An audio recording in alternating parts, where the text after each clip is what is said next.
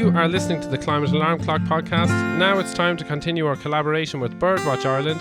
So over we go to Ricky Whelan and Niall Hatch.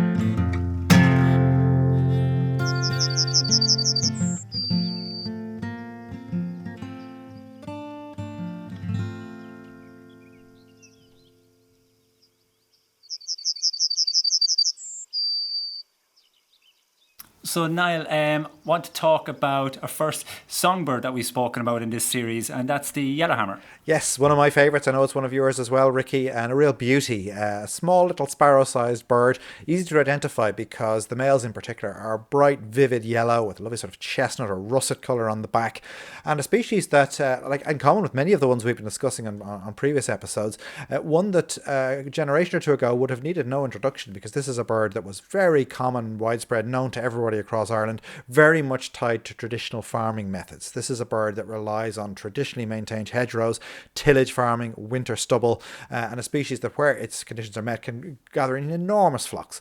But what's happened, as with many other species, especially farmland birds, over the last few decades the population has been dwindling, it's disappeared from vast swathes of Ireland, just clinging on in some other areas. So it's a bird that I know that I'm very concerned about. I know you are too, and it's a bird that definitely needs a lot of help. Yeah, absolutely. And we've learned a good bit about them the last few years in our late nester survey, and they tend to be in the sort of hedges nesting a bit longer than many species, and we're concerned with them. And during the sort of the pushback on the hedge cutting season and stuff, we really needed that data to sort of protect those birds, because you'd be quite surprised how long they still have chicks in the hedges, and they need to synchronise their laying and their hatching with the availability of food, insect food for those chicks. So it's really important that we get the climate thing right, and we also get the habitat management thing right, and that there's habitat there left for them. And that's where that agri-intensification thing comes in. And there's lovely projects like the Bride project down in Cork Waterford border along the River Bride there, where they're trying to sort of bring back a more natural, biodiverse sort of ethos to the farms there, for better hedgerows, which give better cover for nesting birds, provide more habitat for more insects, which has a knock-on cascade effect, introduce sort of ponds and stuff to the fields, which again, lots of aquatic insects, which is great. What else? Cover crops, wider field margins, and just which provides more food, more habitat, more cover for the birds. And what's good for the goose is good for the gander. And it's really good to see. And hopefully Yellowhammers aren't quite, there's still some good hotspots for them. They should be able to spread from there. So we need to crutch their position for now, and we need to help them out for a few more years till they start getting ahead of themselves again. Yes, I think it's important to know that it's by no means too late. We can save this bird. We know what it needs. We know a lot about its habitat and feeding requirements. We know that climate change poses a threat to it, particularly as you mentioned there, the fact that they need to feed on insects, particularly for their young.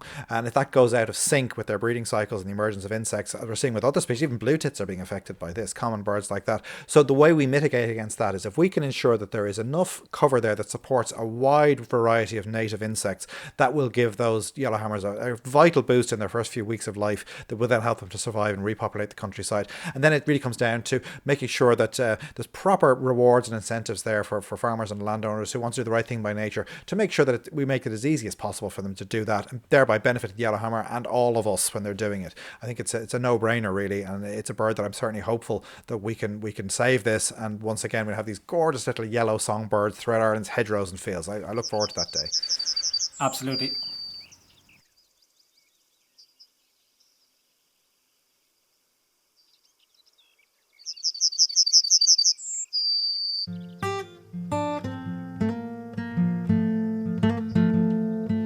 Thank you, Niall and Ricky. That's it for us from the Climate Alarm Clock this week.